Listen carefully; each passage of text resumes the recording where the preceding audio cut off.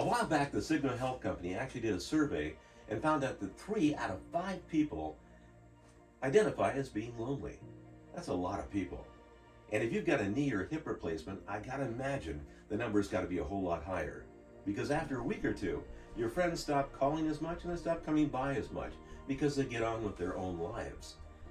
But you're still there. And if you're like me, you're by yourself.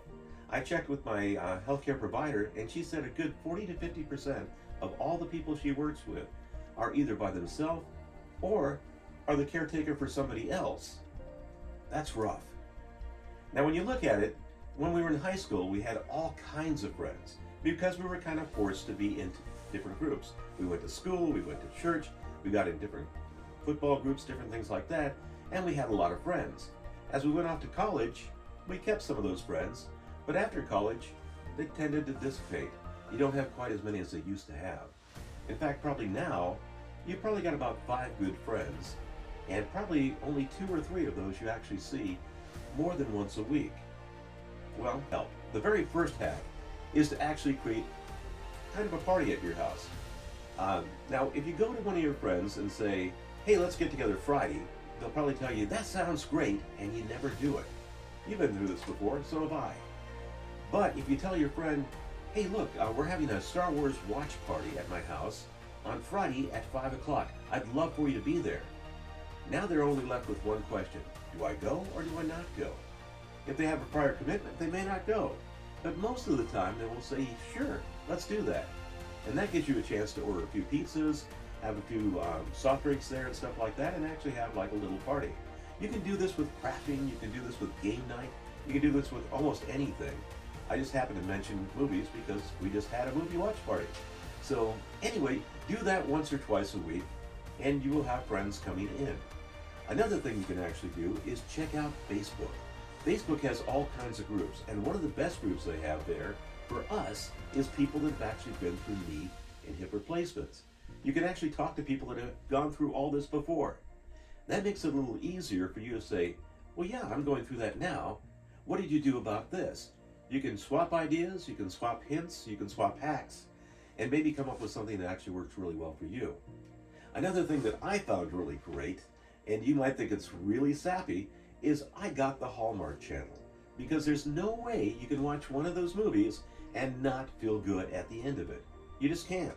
They're great movies. And so I do that. But one of the biggest hacks that I have is probably this. I call my friends that I haven't seen in over a year, and I just do a cold call.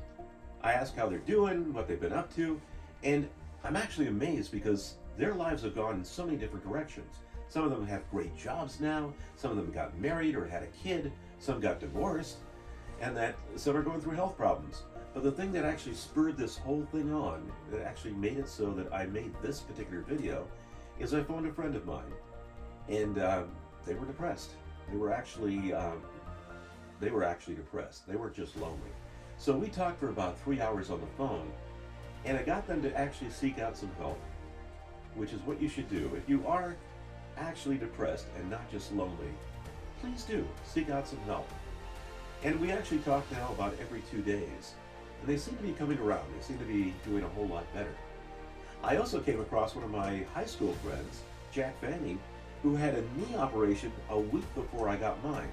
Now he's doing a little better than I am. He's actually riding bikes and hiking and doing all kinds of things. I'm still not there, but we still compare notes, and he tells me what he does and I tell him what I do, and it's good to have somebody going through the same thing you're going through. Anyway, I'm going to post a list right here of a few things that I do, and hopefully you'll find some things on there that you can do too.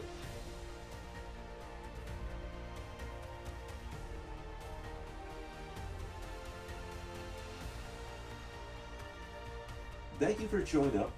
Please do me a favor. It's great to have you subscribe and like, and I really love that. But please leave a comment. Let me know what you want to see and how I can better help you. And if you've got any great hacks, please let me know.